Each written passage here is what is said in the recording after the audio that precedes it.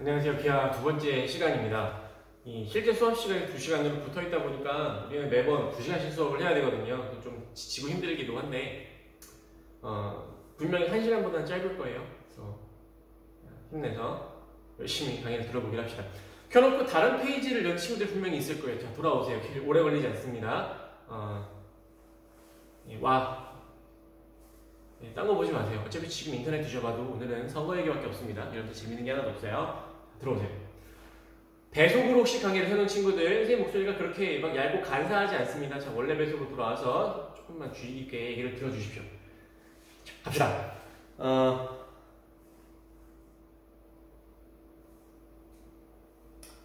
이번 시간에 여러분들과 하고 싶은 얘기는 어떤 거냐면요. 몇 개 사제를 좀 여러분들한테 준비를 해드렸는데요. 우리가 첫 번째로 공부해야 될 단원의 이름이 2차 곡선이에요. 그 2차 곡선이 무엇인지를 좀 그림으로 먼저 좀 보고 나서 그리고 나서 교과서로 좀 들어가 보려고 합니다. 이번 시간은 아마 여러분들에게 2차 곡선이나 이런 거다, 이런 게 있다 라는 걸 그림으로 좀 이렇게 소개해드리는 그런 시간이 될 것 같습니다.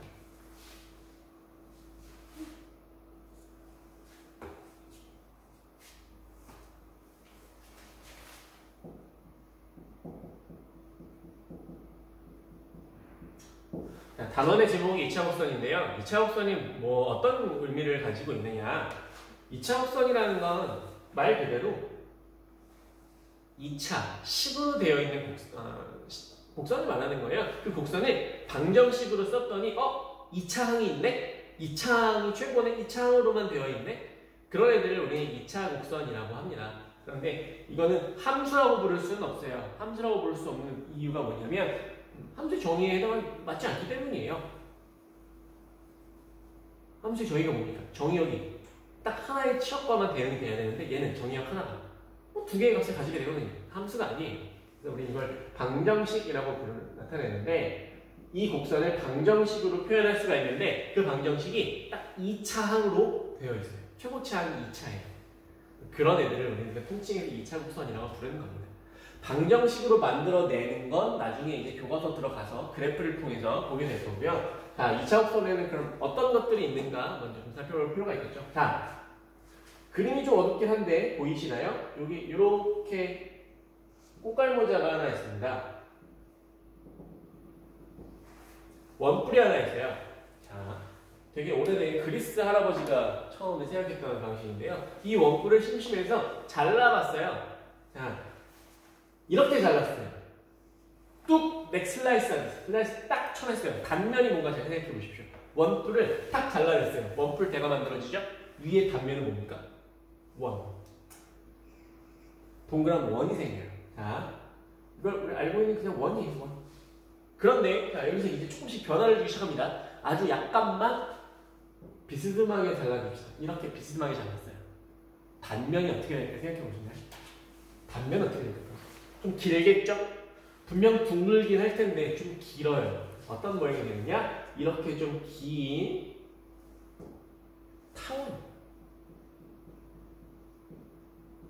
타원. 이런 생각이 생깁니다. 자, 원도 사실은 타원이에요. 그런데 그냥 찌그러지지 않은 타원인 거예요. 그렇게 이해할 수 있습니다.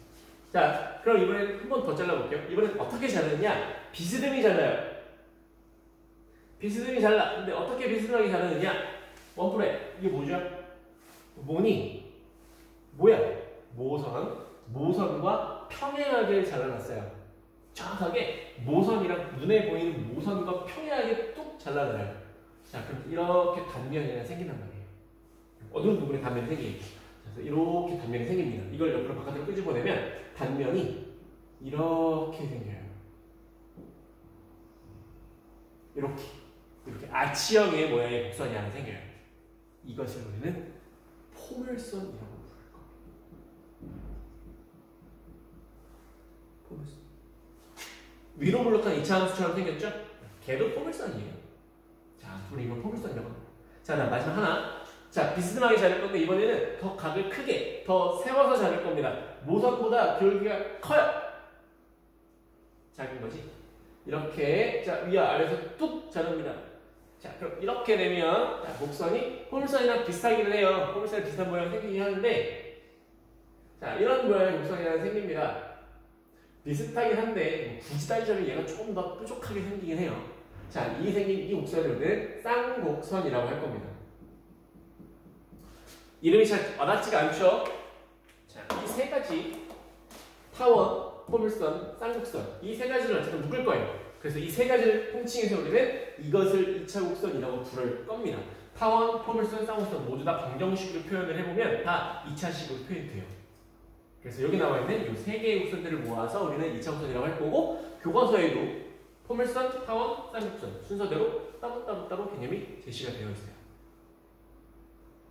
자, 도대체 이 짓을 왜 하는 건가? 자, 이제 우리가 해보는 건데 이런 모양은 그냥 우연히 이 타원 안에 이게 뭐야? 원뿔 안에서 만들어지게 된 겁니다. 그래서 옛날 사람들은 2차 곡선을 원뿔곡선이라고 부르기도 했습니다. 원뿔곡선. 영어로는 코닉이라고 부르는데요. 원뿔곡선이라고 이 세 개를 똑같이 의미를 하긴 합니다. 자, 그럼 이게 어떤 의미를 가지고 있는 건가? 왼쪽에 있는 그림을 잠깐만 좀 볼게요. 좀 어려운 얘기가 될 수도 있는데, 자, 지금 여기 막 그림만 그려져 있죠? 뭘 여러분들이 생각을 해보시면 되냐면, 인터스텔라나 마션 같은 우주를 배경으로 한 이런 영화들을 혹시 봤거나 좋아하는 친구들이 있는지 모르겠습니다. 우주선을 지구에서 발사를 할 때,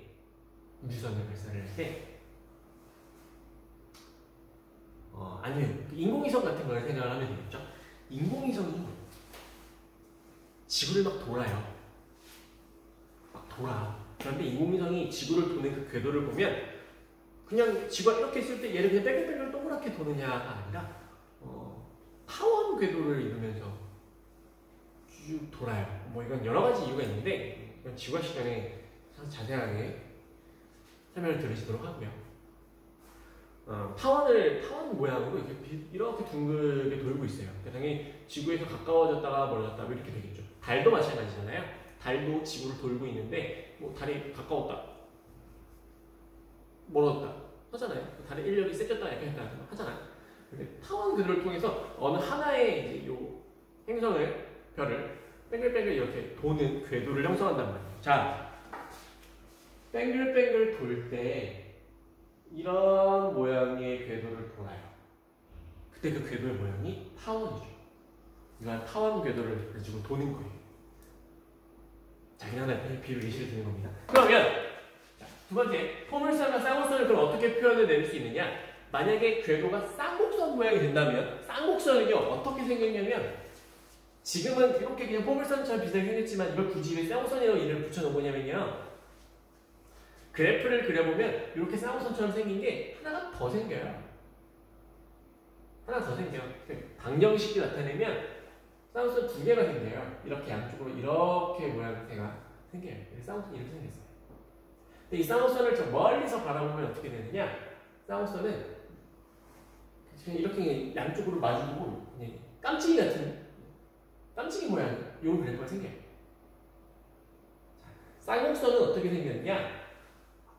그냥 쭉 멀어지는 거예요. 이렇게 쭉 가요. 멀리 가요. 돌아오지 않아요. 쌍곡선은 이렇게 생겼기 때문에. 2차 함수 같은 경우는 2차 함수의 포물선 그래프 있잖아요. 이렇게 생긴 거. 이거 돌아옵니까? 아니잖아요. 그냥 쭉 올라가죠. 돌아오지 않아요. 자, 이런 게 포물선과 쌍곡선이에요. 그러면 만약에 쌍곡선 궤도가 돼버리면 여기 이름도 무한 쌍곡선 궤도라고 되어 있잖아요. 쌍곡선 궤도가 되는 순간 그럼 달은 어떻게 될 거냐? 달이 유한 타원 궤도를 돌면서 계속해서 지구를 뺑글뺑글 돌아요. 그러다가 갑자기 부스터를 달고 갑자기 추진력이 빡 생겼어요. 갑자기 사춘기가 접어들어서 달이 무한 쌍곡선 궤도를 타고 간다. 그럼 뭐예요? 달은 간 거죠. 와? 안 와요. 그냥 갔어요. 안녕, 간 거야. 그냥 가.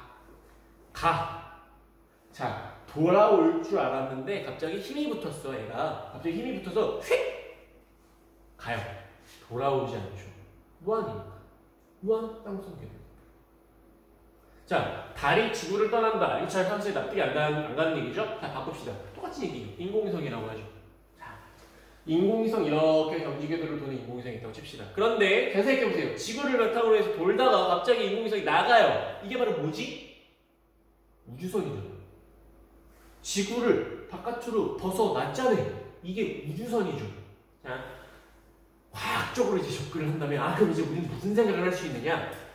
만약에 지구에서 어떤 인공위성을 쏘아서 물체를 쏘아서 걔를 타원 궤도 위에다가 타원을 어떤 방정식으로 식으로 정확하게 표현을 해서 그 위에서 돌아다녀! 라고 프로그램을 해서 걔를 올려놨다면 걔는 인공위성이 될 거예요.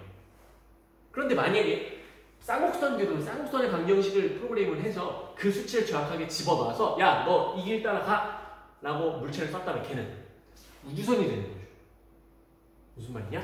지구의 인력 바깥으로 벗어날 수 있느냐, 없느냐의 차이가 있다는 거예요. 지구가 끌어당기는 힘 범위 안에서는 유한 타원 궤도를 뺑글뺑글 영원히 돌 것이지만 만약에 그 힘을 벗어나요. 지구 바깥으로 탈출하는 거야. 이게 우주선이잖아. 바깥으로 탈출한다? 그게 바로 무한 쌍곡선 궤도를 통해서 나간다는 거죠. 그래서 인공위성이 지구 바깥으로 나가는 그 궤도를 보면 지구에서 화성에다가 뭐 쏜다. 영화 마션 혹시 보셨습니까? 화성에다가 물자 벗어서 쏘잖아요. 아저씨 데려도. 먹방 찍는 아저씨 데려오려고 쏘잖아. 쏠 때, 자, 화성이 여기 있어. 자, 발사! 뿅! 가는 게 아니라고요. 돌아요. 왜? 힘을 받아야 되니까. 투포한 선수가 투포한 할 때 공을 그냥 팡 던지는 거 아니잖아요. 원반 던지기 혹시 이런 거 유선 선수가 하는 거 봤나요? 본인 스스로 막 뺑글뺑글 돌다가 원심력을 입어서 던지지 않나요? 마찬가지로 원심력을 받아서 추진력을 얻는 거예요. 그 다음 지구 탈출! 뿅! 하면 무한 쌍곡선 궤도를 타고 날아가는 거지. 되게 어려운 얘기죠. 정리를 하면 인공위성이냐 우주선이냐 그 차이를 궤도로 표현을 한다면 타원과 쌍곡선으로 나타날 수 있다는 얘기예요. 그러니까 되게 어려운 얘기긴 하지만 얘네들을 방정식이나 수학적으로 표현할 수 있다면 그 수치를 그대로 인공위성이나 우주선의 경로에 입력을 할 수 있다면 입력을 하면 걔네들은 그 길을 따라서 가게 될 거다. 너 이 그래프 따라가 라고 안내를 하는 거죠. 정말 이렇게 어려운 얘기긴 해요. 자, 그럼 도대체 포물선이라는 건 뭐냐? 그럼 포물선은 뭐냐? 타원과 쌍곡선의 중간이에요. 타원과 쌍곡선의 중간. 되게 애매한 얘기죠. 그 중간이 도대체 뭐야? 포물선은 되게 이론적인 거예요. 그러니까 정말 경계예요, 경계. 타원도 아니고 쌍곡선도 아닌 그런 경계. 그러니까 어찌 보면 현실에는 존재하지 않는, 그러니까 우주선 안에서는 존재하지 않는 이라고 보면 됩니다. 그러니까 어떻게 생각하면 되느냐? 포물선보다 어떤 물체가 포물선 궤도가 된다라고 이론적으로 쳤다고 칩시다.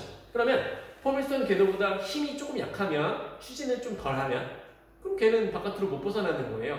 타원 궤도가 되겠죠. 인공위성이 뺑글뺑글 돌아요. 지구에 잡혀 있어요. 그런데 포물선 궤도, 계산한 포물선 궤도보다 추진력을 조금 더 세게 줬어요. 그럼 걔는 바깥으로 나가는 거죠. 우주선 발사, 지구 탈출, 쌍곡선 궤도로 가는 거예요.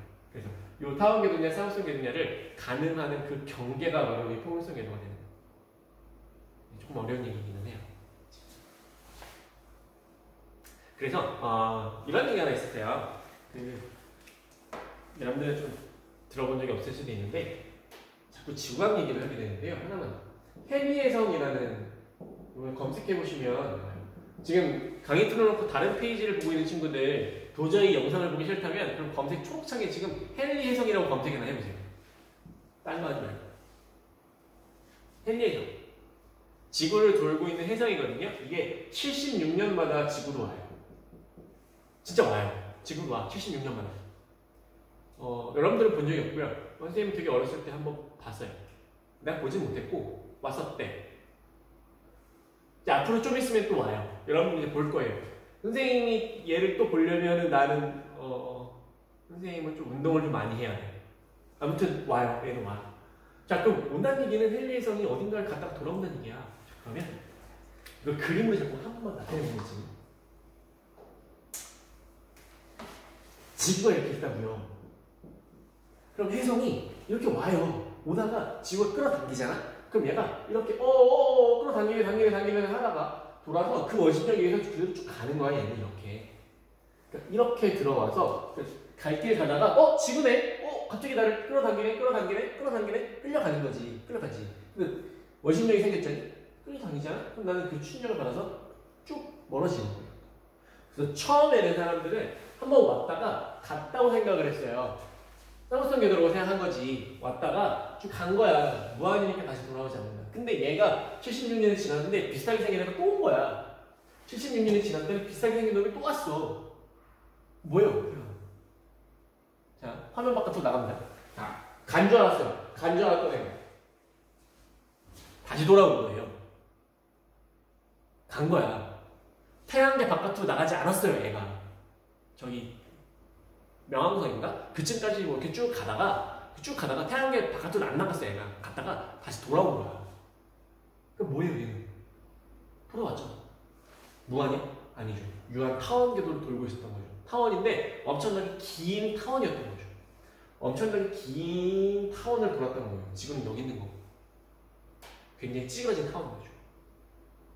그래서 타원과 쌍극성, 포물선 얘네들은 비유하자면 인공위성이나 우주선의 궤적처럼 설명을 할 수가 있겠구나. 그래서 무한이냐 유한이냐의 이런 차이가 굉장히 큰 거고요. 그럼 우리가 이걸 왜 수학적으로 방정식을 만들고 식을 넣어서 수치를 계산하고 이런 연구를 왜 하느냐? 그 식이 수학적으로 변화하는 그 작업이 이런 인공위성의 궤도라던가 아니면 뭐 관측되는 어떤 행성의 움직임, 물론 더 복잡한 요소들이 있긴 하겠지만 그런 행성의 움직임들을 연구하거나 위성을 제어하는, 경로를 제어하는 이런 연구에 도움이 되기 때문에 라고도 사실은 볼 수 있는 거죠. 그러니까 대표적인 사례가 될 것 같아요. 자, 아무튼 교과서로 돌아오면 2차 곡선에는 타원과 포물선, 쌍극선 이 세 가지의 요소로 분배가 되어 있고요. 교과서로 가보시면 바로 우리 이 세 가지의 방정식을 만들 겁니다. 그래서 그 방정식을 어떻게 그래프로 그리는가를 공부할 거고, 그래프로 그린다 반대로 이 그래프를 보고 방정식을 구하는 그런 연습들을 할 거예요. 그런 교과서 내용이 제시가 되어 있습니다. 되게 생소한 얘기죠. 수학 중에서 이렇게 생소한 수학이 있다는 것도 좀 놀라울 거예요.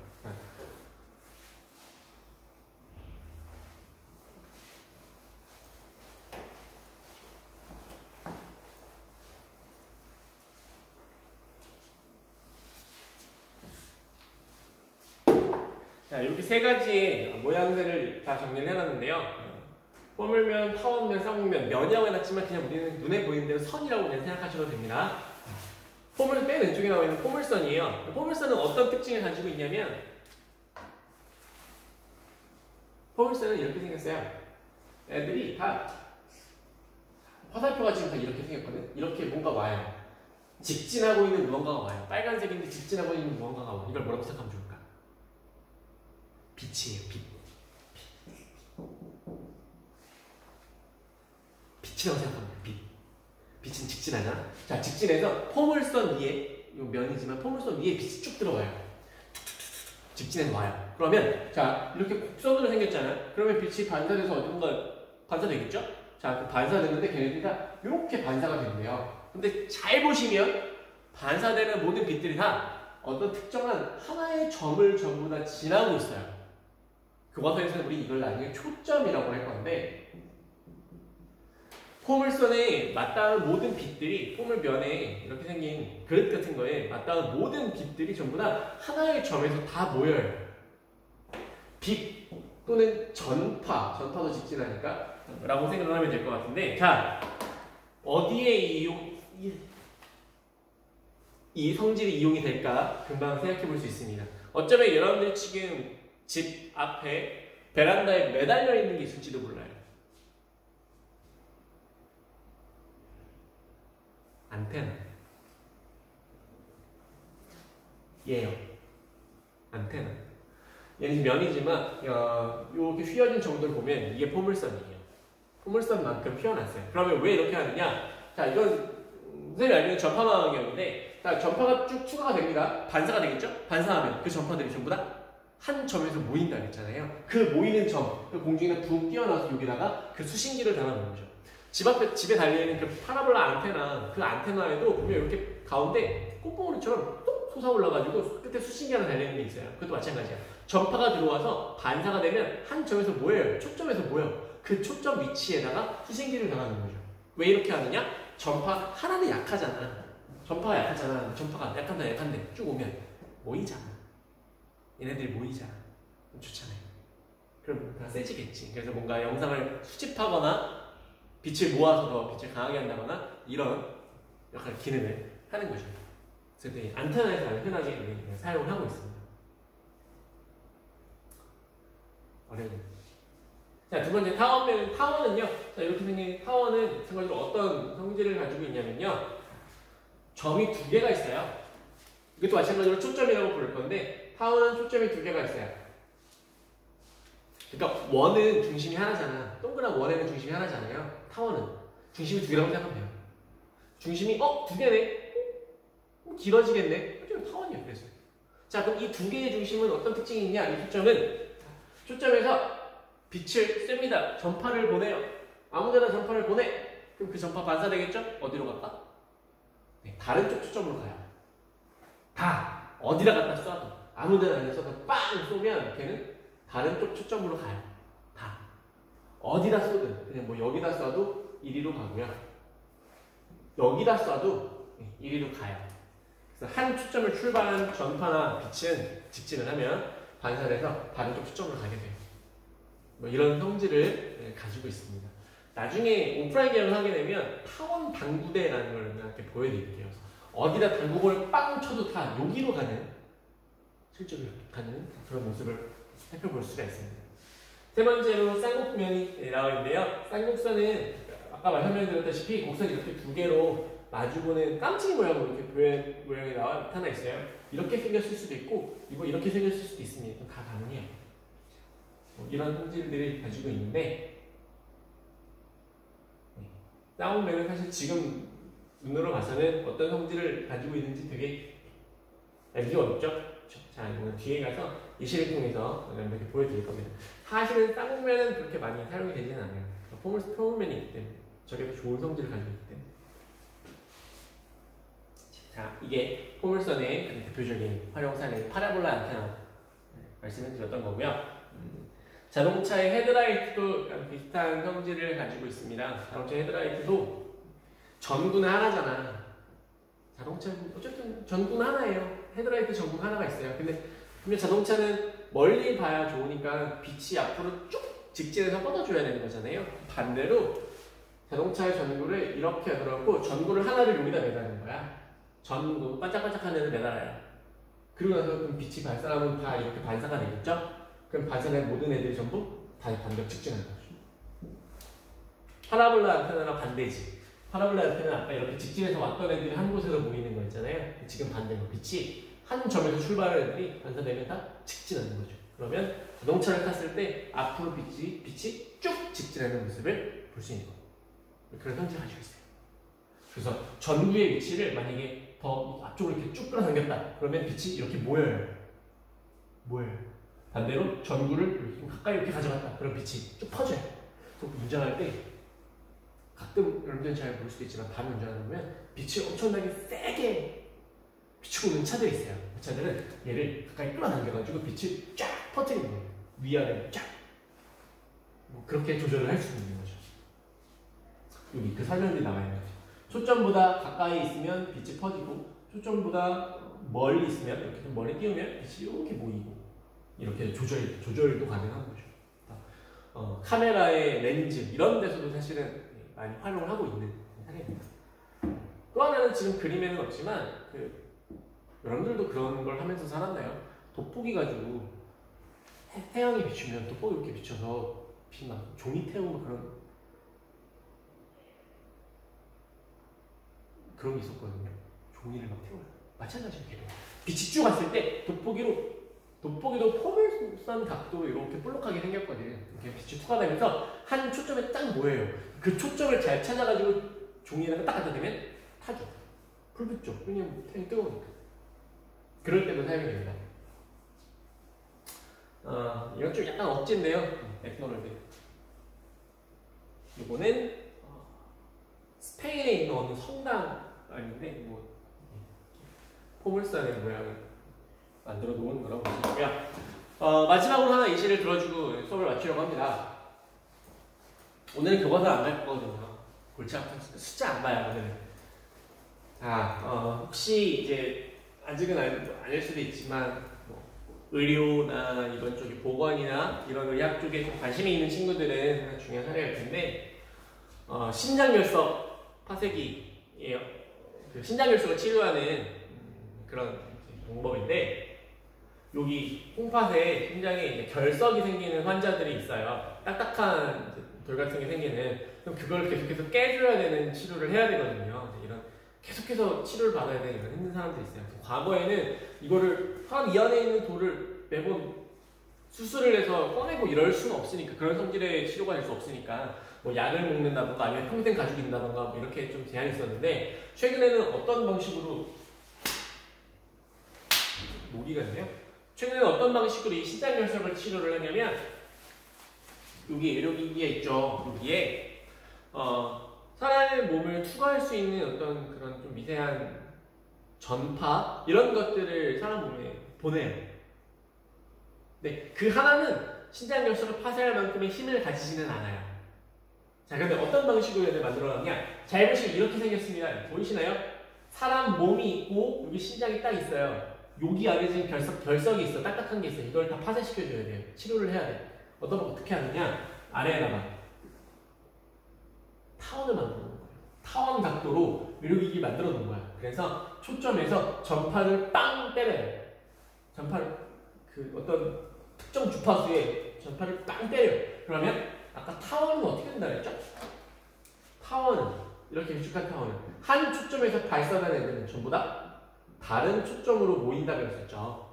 하나에서 발사되는 애들은 발사돼서 다 한 점으로 모여요. 다른 초점으로. 한 전파의 초점에서 보내요. 그럼 다른 초점이 어디가 되는 걸까? 신장이 되는 거죠. 바로 여기가 다른 초점이 되는 거예요. 그러니까 가상에 이런 타원을 지금 우리는 상상하고 있는 거죠. 이렇게 가상의 타원을 상상하는 거예요. 타원을 필요 없죠. 여기서만 전파를 빵 때리면 어차피 얘네들은 다 한 초점으로 모이게 되어 있어요. 그러니까 사람 몸을 투과하는 전파가 이렇게 투과돼서 정확하게 한 장소로만 정확하게 모이는 거죠. 그래서 불필요한 다른 곳에 가가지고 몸에 유해한 전파가 사람 몸에 영향을 미치지 않게끔 딱 그 곳에만, 치료가 필요한 곳에만 전파가 딱 모일 수 있게끔 타원 노트를 통해서 신장결석을 파쇄할 수 있는 의료기기를 만들어낸 거예요. 가장 타원의 성질이 가장 잘 이용된 대표적인 이런 사례가 되는 건데,